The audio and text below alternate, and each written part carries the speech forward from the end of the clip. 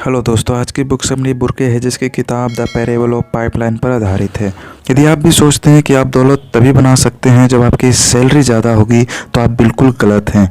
अधिकांश लोग इसी भ्रम में जी रहे हैं कि दौलत बनाने के लिए अधिक सैलरी का होना आवश्यक है। यदि आप गौर करेंगे तो पाएंगे कि जैसे जैसे आपकी सैलरी बढ़ती जाएगी, वैसे वैसे आपके खर्चे भी बढ़ते जाएंगे। बल्कि अधिक सैलरी वाले लोग अक्सर कर्ज का शिकार हो जाते हैं और जिस दिन उनकी नौकरी चली जाती है, उस दिन उनके पास आय का कोई भी दूसरा साधन मौजूद नहीं रहता है। यदि आप भी उन लोगों में से एक है जिनकी अच्छी सैलरी होने के बाद भी जेब में कुछ नहीं बचता है, तो ये बुक समरी आपके लिए ही है। यह बुक हमें ऐसी पाइपलाइन को बिल्ड करना सिखाती है जो हमें हमेशा पैसिव इनकम देती रहती है। पैसिव इनकम का मतलब है कि हम एक बार काम करते हैं और फिर हम उससे हमेशा पैसे कमाते रहते हैं। ऑथर का कहना है कि मिलियनियर बनना कोई चांस नहीं है, बल्कि हमारी चॉइस होनी चाहिए। हमारी पाइपलाइन हमारी लाइफ लाइन होती है। हमारे पास जितनी ज़्यादा पाइपलाइन होगी, हमारे लिए उतना ही अच्छा होगा। पाइपलाइन हमको पर्सनल और फाइनेंशियल फ्रीडम और लाइफ टाइम सिक्योरिटी देती है। तो चलिए शुरू करते हैं आज की बुक समरी एक बेहतरीन कहानी से। एक इटालियन गाँव में दो कजिन रहते थे, पाब्लो और ब्रूनो। दोनों बहुत ही बड़े सपने देखते थे और गांव के सबसे अमीर आदमी बनना चाहते थे। पाब्लो और ब्रूनो बहुत ही हार्ड वर्किंग और समझदार थे। उन्हें बस एक अपॉर्चुनिटी की तलाश थी और एक दिन उन्हें वह अपॉर्चुनिटी मिल भी गई। उस गांव को दो लोगों की ज़रूरत थी जो पास की नदी से पानी भरकर ला सके, और यह काम पाब्लो और ब्रूनो को दिया गया। गांव वाले उन्हें एक बाल्टी पानी के लिए एक पेनी दिया करते थे। ब्रूनो को लगता था कि मेरा सपना पूरा होने वाला है, लेकिन पाब्लो अभी भी थोड़ा कंफ्यूज था। उन भारी बाल्टी को उठाने की वजह से पाब्लो के हाथ बहुत ही दर्द करने लगे थे। इसलिए पाब्लो पानी भरने के लिए अलग अलग तरीके सोचने लगा और उसे बहुत अच्छा ही आइडिया आया। और उसने ब्रूनो से कहा, भाई मेरे पास एक आइडिया है, यह बाल्टी उठाने से अच्छा है हम क्यों ना नदी से अपने गांव तक एक पाइपलाइन डाल दें, जिससे कि ये बाल्टी भरने की झंझट ही ना रहे। लेकिन ब्रूनो को इस आइडिया में कोई भी दिलचस्पी नहीं थी, इसलिए उसने पाब्लो को इग्नोर किया और वह और ज़्यादा पैसे कमाने के लिए ज़्यादा बाल्टी भरने लगा। लेकिन पाब्लो ने अपने प्लान पर धीरे धीरे काम करना शुरू कर दिया। वह आधे दिन बाल्टी भरता और बाकी के टाइम पर पाइपलाइन बनाने का काम करता। उसे पता था कि यह काम बहुत ही मुश्किल होगा और ऐसा करने से उसकी इनकम भी कुछ टाइम के लिए बहुत कम हो जाएगी। वो ये भी जानता था कि पाइपलाइन बनाने में कम से कम 1-2 साल लग सकते हैं, लेकिन उसे अपने आइडिया पर पूरा भरोसा था, इसलिए उसने पाइपलाइन के लिए काम करना जारी रखा। कुछ महीने बाद ब्रूनो और गाँव वालों ने उस पर हंसना शुरू किया, क्योंकि 1-2 महीने में कुछ खास काम हुआ नहीं था। इसीलिए गाँव वाले उसे पाब्लो पाइपलाइन मैन कहकर उसका मजाक उड़ाते थे। और दूसरी तरफ बाल्टी भरने वाले ब्रूनो की इनकम डबल हो चुकी थी। वो बड़ा घर खरीद चुका था, उसकी लाइफ स्टाइल बदल चुकी थी। अब वो नई नई चीज़ें खरीदता था, जिसकी वजह से गांव वाले उसे मिस्टर ब्रूनो कहकर बुलाते थे। ब्रूनो जब वीकेंड पर मज़े करता, तब भी पाब्लो पाइपलाइन के लिए खुदाई का काम करता रहता था। पाब्लो का काम बहुत ही मुश्किल था, इसलिए वो हमेशा अपने आप को रिमाइंडर देता था कि आज के सेक्रीफाइस की वजह से ही उसका कल का ड्रीम पूरा होगा। पाब्लो को पता था कि शॉर्ट टाइम का पेन लॉन्ग टर्म का गेन होता है, इसलिए वो डे बाई डे पाइपलाइन बिछाने का काम करता रहा। कुछ महीनों बाद पाब्लो की आधी पाइपलाइन बन चुकी थी, जिसकी वजह से उसे पानी भरने के लिए अब बस आधे रास्ते तक ही आना पड़ता था। इससे उसका काफ़ी टाइम बचने लगा और वो पाइपलाइन बनाने में ज़्यादा टाइम देने लगा। कुछ महीनों बाद ब्रूनो को रियलाइज़ हुआ कि रोज़ाना इतनी बड़ी बाल्टी उठाने से उसका शरीर अब पूरी तरह से थक चुका था। अब वो पहले जितना पानी नहीं ला सकता था, जिसकी वजह से वो बहुत परेशान रहने लगा और लोग उसे ब्रूनो द बकेट मैन कहकर बुलाने लगा। और इस तरह महीने गुजरते गए और पाब्लो ने अपनी पाइपलाइन पर काम जारी रखा और देखते ही देखते कुछ ही साल में पाब्लो ने पाइपलाइन कंप्लीट कर ली। अब वह बाल्टी उठाने की जगह पाइपलाइन से गांव वालों को 24 घंटे पानी देता था, जिससे पाब्लो पहले से बहुत ज़्यादा कमाने लगा था।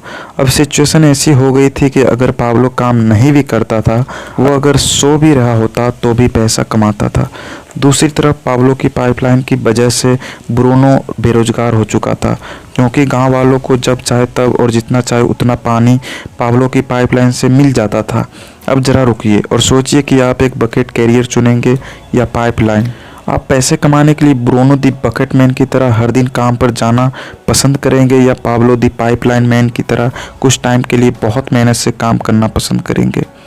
जिससे जब आप सो भी रहे हों तब भी आपको पैसे मिलते रहें। इस बकेट कैरिंग यानी बाल्टी ढोने वाली दुनिया में हमें यही सिखाया जाता है कि अगर आपको ज़्यादा पैसे कमाने हैं तो आपको ज़्यादा मेहनत करनी पड़ेगी और आपको ज़्यादा बाल्टी ढोना पड़ेगा, पर यह सच नहीं है। ऑथर कहते हैं कि अगर आपको रिच दिखना है तो आपकी जितनी भी इनकम हो उसे खर्च कर दो, आप रिच इंसान दिखोगे। लेकिन अगर आप वेल्दी होकर फाइनेंशियल फ्रीडम पाना चाहते हो तो अपने पैसे को सेव करना स्टार्ट कर दो, क्योंकि वेल्थ वो पैसा होता है जो कभी खर्च नहीं किया जाता है। आप किसी भी इंसान को देखकर ये नहीं बता सकते कि वो वेल्दी है या नहीं, क्योंकि वेल्थ हिडन होती है।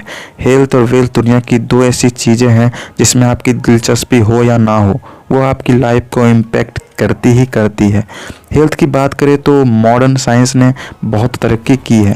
हमारे पास कई बीमारियों का इलाज साइंटिफिक स्टडी से पता चलने लगा है कि ह्यूमन बॉडी वर्क कैसे करती है, ह्यूमन बॉडी के लिए क्या सही है क्या गलत है। हेल्थ प्रॉब्लम्स के लिए हमारे पास डॉक्टर्स हैं, पर वेल्थ प्रॉब्लम को लेकर किसकी एडवाइस लेनी चाहिए वो हमें नहीं पता है। लोग ये भी नहीं जानते हैं कि पैसा काम कैसे करता है। लोग आज भी इन्वेस्टिंग से डरते हैं और आज भी फाइनेंशियल लिटरेसी ना होने की वजह से लोग कर्जे में फंसते जाते हैं।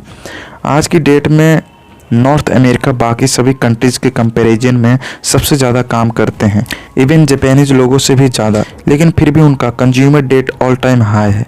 वह ज़्यादा पैसे कमाने के लिए दो तीन एक्स्ट्रा जॉब करते हैं। बट ऐसा क्यों?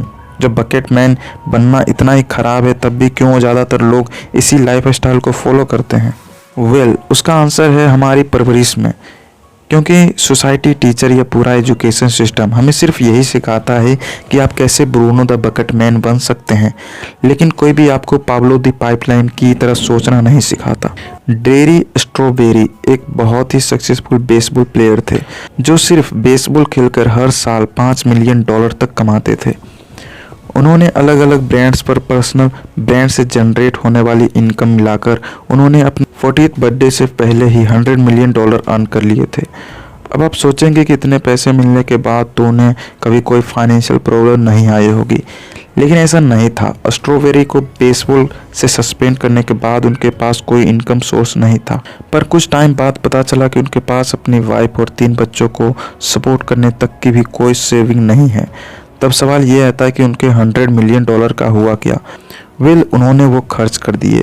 उन्होंने महंगे घर पे, लग्जरीज कार पर और ड्रग्स अल्कोहल पर उन्होंने अपनी सारी वेल्थ को ख़त्म कर दिया। वहीं दूसरी तरफ एक छोटे से टाउन से मार्गरेट नाम की एक स्कूल टीचर रहती थी जो पिछले 50 साल से ही एक स्कूल में पढ़ा रही थी, जहां उनकी सैलरी बस कुछ $1000 थी।